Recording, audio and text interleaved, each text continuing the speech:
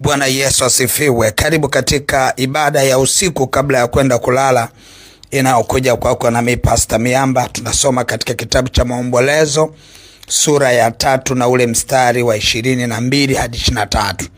Maandiko yanasema, ni huruma za Bwana kwamba hatuangamii, kwa kuwa rehema zake hazikomi, ni mpya kila siku asubuhi, uaminifu wako ni mkuu.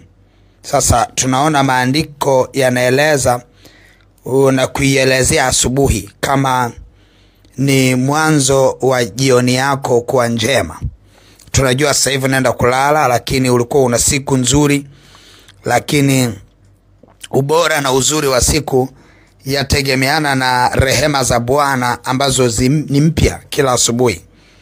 Kwa hiyo na ndio maana katika ibada zetu huwa tuna ibada ya asubuhi, anza siku na Bwana, ambayo malengo ya mbingu, ambayo pia ni matarajio ya mbingu ya kwamba mtu kabla hajaanza siku yake aweze kusikia baraka za siku ambazo zinaambatana na neno la siku.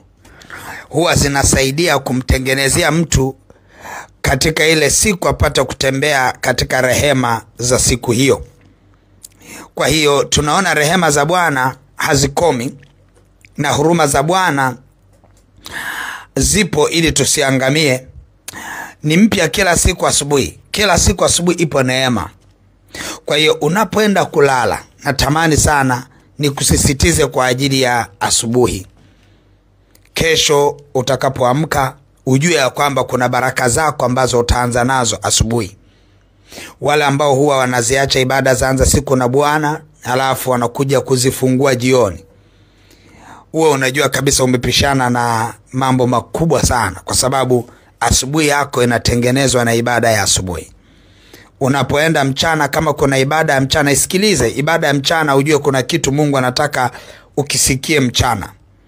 Halafu na jioni hivyo hivyo, kama itakuwepo ibada utaisikiliza ni ya jioni.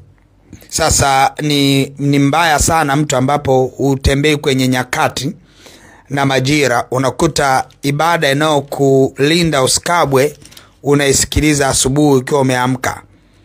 Halafu ibada inao kusisitiza ufanikiwe unaisikiliza usiku unapoenda kulala.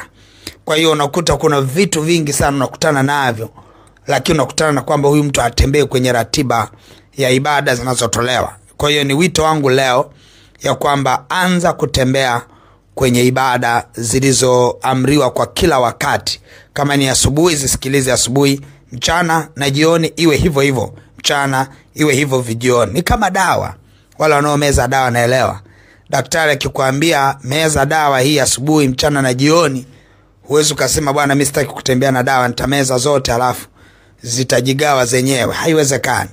Kuna dawa ya asubuhi inahitaji ishie mchana, mchana iwepo dawa yake, na ishie jioni, jioni iwepo dawa yake. Na ndio maana nakwambia kutwa mara 3. Kwa hiyo hata neno la Kristo unapolisikia lazima uelewe ya kwamba limegawa, kwamba ipo nafasi ya asubuhi ni ya asubuhi, mchana ni ya mchana, jioni ni ya jioni. Kwa hiyo ni vyema sana kusikia. Usiku wa saa 9 jitahidi uamke kuomba usiku wa saa 9. Lakini kama haujafanikiwa kuomba usiku wa saa 9, basi ukiamka tu muda huo isikilize ile ibada wakati huo huo ili kusaidie.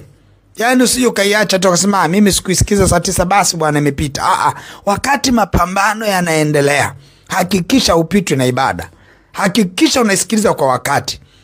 Kama nitolee mfano, umejisahau labda ukupata nafasi ya kufungua, wanasema unawasha internet, hujapata internet ya kuwasha, halafu ghafla ulivyowasha ilikuwa ni saa 2, ibada imetuma saa 12, sikiliza wakati huo huo wakati umewasha. Kwa hiyo lazima uende na wakati ili uweze kufanikiwa. Mungu wangu akubariki sana. Nitaomba kwa ajili yako unapoenda kulala wakati huu. Baba mtakatifu, katika jina la Yesu Kristo wa Nazareth, asante sana kwa neno la uzima ulioliachilia kwa watoto wako nao wamesikia. Mungu li haya, asante kwa ajili ya vile ambavyo nazidi kukumbusha maisha yetu jinsi ya kuweza kufanikiwa katikati ya uwepo wako. Baba, natangaza baraka kwa mtoto wako anapoenda kulala, nguvu zako ziambatane naye. Roho Bwana, ninaomba mkono wako ukamlinde usiku anapolala, giza lisipate nafasi wala uchawi wote usipate nafasi. Kwa jina la Yesu na kwa damu ya mwana kondoo, utembee kwenye neema na baraka za Bwana katika jina la Yesu Kristo wa Nazareti. Baba, asante kwa rehema nyingi na neema. Sifa na heshima vyote ni vya kwako, ni katika jina la Yesu Kristo wa Nazareti. Amen. Mungu wangu akubariki sana na uwe na usiku mwema. Amen.